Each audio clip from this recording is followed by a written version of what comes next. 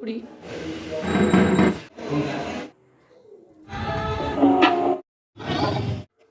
শুভ চতুর্থী সকলকে। আশা করছি সবাই খুব ভালো আছেন, আমরাও ভালো আছি। আর আজকে যেহেতু আমি ভয়েসটা দিচ্ছি, তাই আজকে চতুর্থী, তাই চতুর্থী বলেই শুরু করলাম আজকে ভিডিওটা। আর ভিডিওগুলো যেগুলো দেখা যাচ্ছে সেগুলো হলো তৃতীয়ার দিনের ভিডিও। তো সকাল সকাল আমি স্নান টান করে চলে গিয়েছিলাম বড় দেবী বাড়িতে পুজো দেওয়ার জন্য, সেখানে অঞ্জলি দেবো। তাই কোনোবারই অঞ্জলি আমি এত তাড়াতাড়ি দিইনি, তো আজকে এবারই প্রথম আর কি তৃতীয়ার দিন অঞ্জলি দিচ্ছি। এত বছর এখানে আছি, কখনই আমার এত তাড়াতাড়ি অঞ্জলি দেওয়া হয় না। একমাত্র অষ্টমীর দিনে অঞ্জলি দিই, আর অষ্টমীর দিন প্রচণ্ড ভিড় থাকে, অঞ্জলি দেওয়া সেভাবে হয় না, বাইরে থেকেই অঞ্জলি দিতে হয়। আর আজকে যেহেতু তৃতীয়া, ভেতরে বেশি লোকজন ছিল না, আমরা কয়েকজন লোক মিলেই অঞ্জলি দিয়েছিলাম। ভীষণ ভালো লাগছিল। আর মানে এত সামনের থেকে ঠাকুরকে কাছে দেখতে পেয়ে ভীষণ ভালো লাগছিল।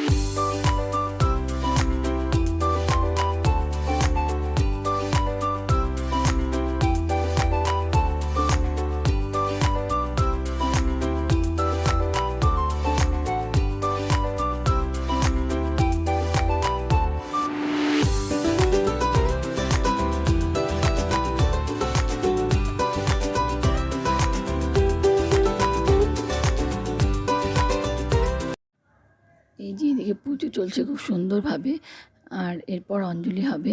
আর মেয়েকে নিয়ে এসেছি, ও এত বকবক করছিল, তাই সমস্তটাই মিউট করে দিয়েছি। আর এদিকে আমি ঠাকুরের এখানে ওড়না দিয়ে ঢাকা ছিল বলে আমার মেয়ে আমাকে বলছে, মা ঠাকুর লুকিয়ে আছে কেন, কী উত্তর দেবো ওকে। তো যাই হোক, এইসব শুনেও হাসি পাচ্ছিল। আর ছোটো মানুষ এত তো বোঝে না। তো এই সমস্ত রকম যা যা কাজ রয়েছে ঠাকুরের প্রতি, যা যা করা, সমস্ত কিছু পুরোহিত সুন্দরভাবে সম্পন্ন করলেন, এবং এরপরে আমরা অঞ্জলি দেওয়ার জন্য রেডি হয়ে।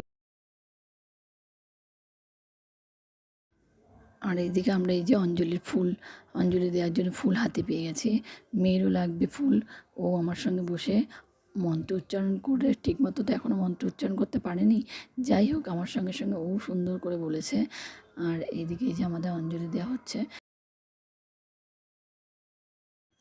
তো আমাদের অঞ্জলি কমপ্লিট হয়ে গেল। অঞ্জলি কমপ্লিট হওয়ার পর এক সাইডে এখানে পরমান্ন তৈরি করা হচ্ছিল ঠাকুরকে নিবেদন করার জন্য। আর এইদিকে আমার মেয়ে ছটপট শুধু ছোটাছুটি করছিল, আর কিছু সঙ্গীও পেয়ে গিয়েছিল, ওখানে গিয়ে ওদের সঙ্গে খেলাও করছিল। আর যেহেতু এখানে মোম ধূপকাঠি জ্বালানো ছিল, তাই ভয় লাগছিলো বলে বারবার ওর সামনে গিয়ে ওকে দেখছিলাম। আর এদিকে ও একদম একটা বাচ্চা পার্টি তৈরি হয়ে গেছে। আর এখানে লিডার বসে গেছেন মোবাইল নিয়ে। আমার মোবাইলটা মোটেও আমার না, ও একজনের কাছ থেকে, মানে পরিচিত একজনের কাছ থেকে মোবাইলটা আদায় করেছে, দিয়ে বসে বসে মোবাইল দেখছিল। আর দেখুন এদিকে আমাদের মন্দিরের ভেতরটা, অনেক দিন পর ভেতরে ঢুকলাম। আমি অনেক ছোটোবেলায় এসেছিলাম, মানে ভেতরে আর কি। এমনিতে তো আমি মন্দিরের সামনে যাই, কিন্তু ভেতরে এইভাবে ঢোকা হয়নি। তো এতটা উঁচু, অনেকটা উঁচু কিন্তু মন্দিরটা। তো আর এবারে বাড়িতে এসে চলে গেছিলাম একটু বাজারে। বাজার থেকে এসে আমার তেমন কিছু রান্না করা হয়নি। তো রাতেরবেলা ও বাবা বলেছিল যে রাতেরবেলা খাওয়া দাওয়া করে ঠাকুর দেখতে বেরোবে, তো ওই জন্যই রাতেরবেলা রান্না করবো কি ভাবছিলাম। তো মুখি কচু ছিল, সেই মুখি কচুটা মাছ দিয়ে রান্না করে নিয়েছিলাম। তারপর আমরা খাওয়া দাওয়া কমপ্লিট করে রাতেরবেলা ঠাকুর দেখতে বেরিয়ে গিয়েছিলাম খাওয়া দাওয়া করে। তাহলে মানে কোনো চিন্তা থাকে না বাইরে খাওয়ার, যেহেতু বাচ্চাও আছে, আর ওরা তো আর বাইরে খেতে পারবে না, তাই খাওয়া দাওয়া করেই বেরিয়ে গিয়েছিলাম। ভাবছিলাম যে রাতের দিকে একটু ফাঁকা থাকবে, সেই জন্যই রাতেরবেলা বেরাবো। তো এই দিকে আমি রেডি হয়ে গেছি, খাওয়া দাওয়া কমপ্লিট করে রাত্রিতে ঘড়িতে পারছে 10টা, এই সময় বেরিয়েছি। তবুও দেখছি রাস্তায় প্রচুর লোকজন। আর যেসব জায়গা মানে বেশি ভালো হয়েছে আর কি, সেইগুলোতেই, সেই মণ্ডপগুলোতেই গিয়েছিলাম। আর যেগুলো দূরে দূরে আর কি আমাদের বাড়ির থেকে কিছুটা, সেখানেই গিয়েছিলাম। আর দেখুন কি সুন্দর লাগছে লাইটগুলো দেখতে।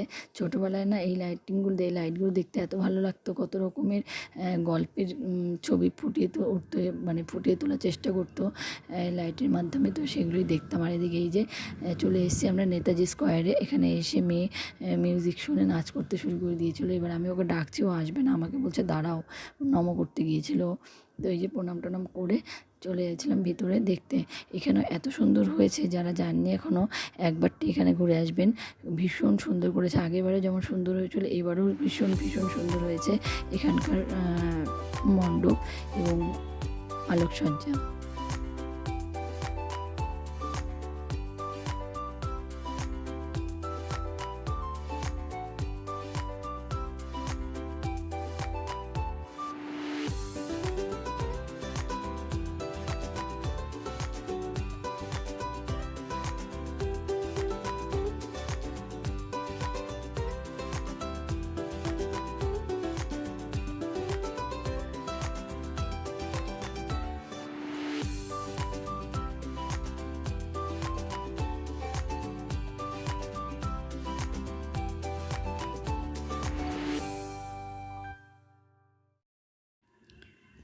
এরপর চলে গিয়েছিলাম আমরা বাণীতীর্থ ক্লাবে, এখানেও ভীষণ সুন্দর করেছে।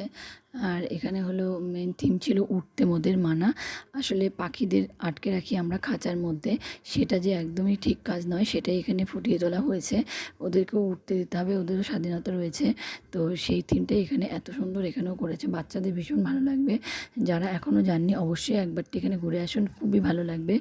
আর আমার মেয়ে তো ওখানে ভীষণ খুশি হয়েছে, আর বলছিল মা পাখিগুলোকে খাবার দেবো। তো সেটা তার না, এটাতে জীবন্ত পাখি না, মাটির পাখি হয়তো নাকি সোলার, আমি ঠিক বলতে পারবো না, হয়তো মাটির হতে পারে। আর সত্যি তো তাই, কাউকে আটকে রাখা উচিত না, শুধু পাখি না, কাউকেই না, পৃথিবীতে সবারই স্বাধীনতা রয়েছে, স্বাধীনভাবে বাচ্চার স্বাধীনতা সবারই রয়েছে। এরপর আমরা চলে গিয়েছিলাম সুভাষপল্লীতে, সেখানেও ভীষণ মানে সবথেকে আমি যে কটা ঠাকুর দেখেছি, মানে এতদিন তার থেকে তার মধ্যে সবথেকে আমার চোখে সেরা এইখানকার এখানকার থিম ছিল চায়না হতে উমা। এত সুন্দর করে ওরা ফুটিয়ে তুলেছে, মানে না গেলে কেউ বুঝতেই পারবে না, একদম অন্যরকম পরিবেশ। আমাদের বর্তমান সমাজে যে পরিস্থিতি, আমরা যে পরিবেশের জন্য আমরা এত আন্দোলন করছি, প্রতিবাদী আন্দোলন করছি আর কি, সেটারই এখানে থিম পুরো ফুটিয়ে তোলা হয়েছে। মেয়েদেরকে কীভাবে আমরা আটকে রাখি, ঘরবন্দি করে রাখি, মানে ওইখানে যেমন দেখলাম আর কি, যে খাঁচার ভিতর পাখিদের আটকে রাখা হয়েছে, এখানেও সেম মেয়েদেরকে আমরা যেমন করে পরিবারে আটকে রাখি, স্বাধীনতা নেই মেয়েদেরও, খুব সুন্দর এখানে ফুটিয়ে তোলা হয়েছে। না গেলে কেউ বুঝতে পারবেন না, একবারটি এখানেও ঘুরে আসবেন, দুর্দান্ত হয়েছে এখানেও।